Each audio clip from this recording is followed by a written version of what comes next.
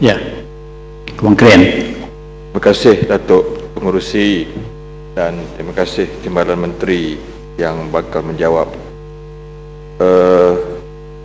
Datuk Pengerusi, sebagaimana rasa saya juga ingin merakamkan penghargaan dan syabas serta tahniah kepada Universiti Melaya kerana pada malam itu kami diberitahu telah hampir 20 tahun kita tidak lagi diisi dengan program-program ataupun forum-forum yang mendedahkan pelajar-pelajar kita kepada pangan politik tanah air, dan pada malam itu seolah-olahnya kami mewakili generasi yang dijelmakan untuk memberikan suatu input yang sangat didahagai oleh pelajar-pelajar kita di peringkat FPTA.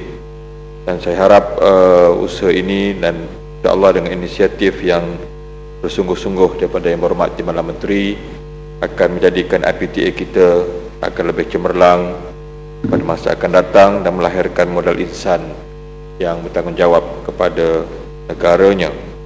Cuma dalam forum itu kita berbangga walaupun UMCDEL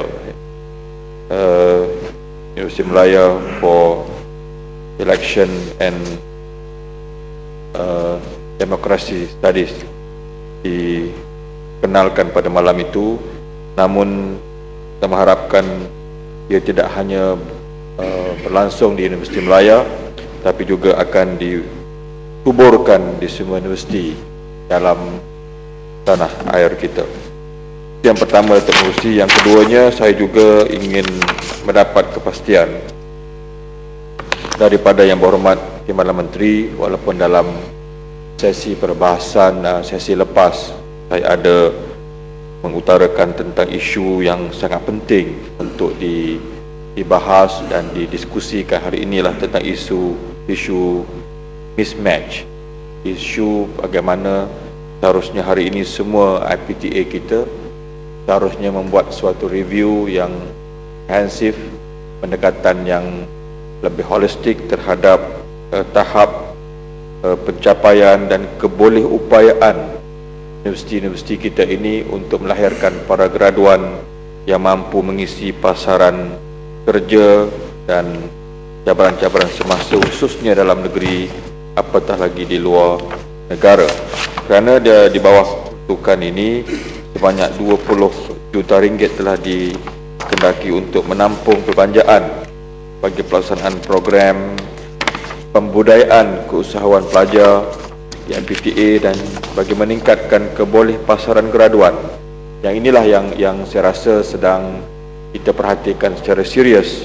Dan mengikut kajian laporan baru-baru ini yang kita mendapati sebagai contoh kemajuan yang boleh kita anggap setapak ke hadapan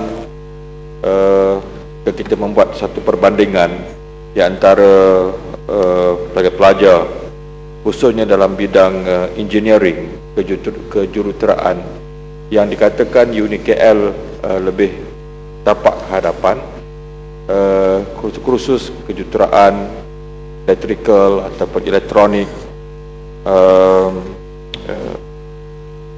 khusus maritim sebagai contoh, dan juga kejuruteraan dalam bidang aerospace, ya, di mana perbezaan kemahiran para graduan ini adalah sebagai contoh yang UniKL di Lumut yang mengambil jurusan maritim ini, dalam mereka membuat praktikal, mereka terus kepada kapal ataupun kepada ataupun tempat-tempat yang kita melihat pelajar-pelajar terus dapat berhadapan dengan suatu realiti, ya. Demikian juga dengan kejuruteraan aerospace ini dan juga kejuruteraan elektrik yang membuktikan bahawa pelajar-pelajar UniKL bila mereka terlibat dengan pasaran kerja, masuk saja kerja, mereka tak ada masalah untuk mereka berhadapan dengan cabaran semasa dibandingkan dengan IPT yang lain. Jadi di sini saya melihat perkara ini perlu untuk kita selaraskan supaya standard piawaian cekapan pelajar-pelajar kita ini dan keboleh pasarannya besok, keboleh pasaran graduan itu akan mencapai standard yang kita kendaki dan kita tidak terkebelakang daripada apa yang dikendaki oleh dunia pada hari ini.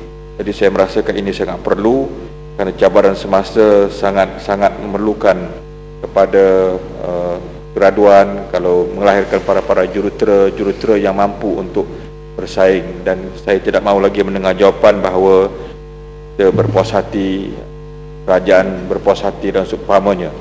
Kita lihat hari ini pun Honda dan Toyota menghadapi masalah di Amerika dengan jenama yang begitu agung, jenama yang begitu unggul, tetapi ada human errornya di situ. Bila Toyota dengan masalah brake, Honda dengan masalah brake juga, dan banyak yang saya rasa mereka terpaksa memanggil balik ataupun menarik balik kriteria ini. Dan ini menunjukkan bahawa dalam dunia kejuruteraan ini cabaran semasa itu menjadi suatu perkara yang sangat penting. Jadi sekian sebagai minta penjelasan pada Yang Berhormat Tuan Menteri. Terima kasih Tuan Musi. Terima kasih, Mat.